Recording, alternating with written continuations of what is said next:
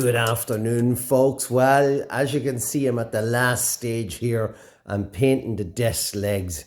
And look at what I've done. I've hung the legs up on a big electricity lead so I can get at them and just spray paint them. So we're on the last leg.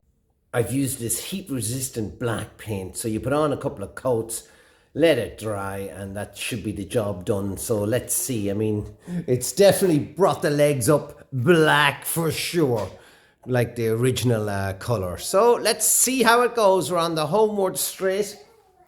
I've varnished the table here one time, the desk I should say one time. I need to varnish it again. I had some trouble to get it to dry. This shed is not exactly renowned for drying stuff because the air is too full of water. So I had to bring the desk up into my bedroom to dry it for a few days. But now it's ready for the second coat. So hive of activity on the home straight. Good evening. So I'm here in the sort of my office.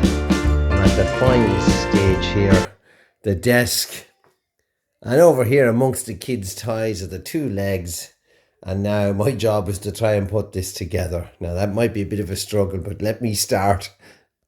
I'm struggling here, but I've got the legs on, but I really struggle getting the screws in, but they're in. I'll probably have to colour them black maybe. Not really, that's under the desk. Well, there's the end product now. School's back in session. School's back. See, the kids are trying it out.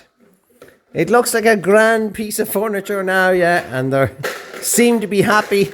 But by Jesus, I won't be doing this again anytime soon. I'm missing inkwells, but I can order them online for the inkwells. Any space for me, Cedric? Let me in. Oh, it's been a few years since I sat at a desk like this. This is great, yeah? Wow.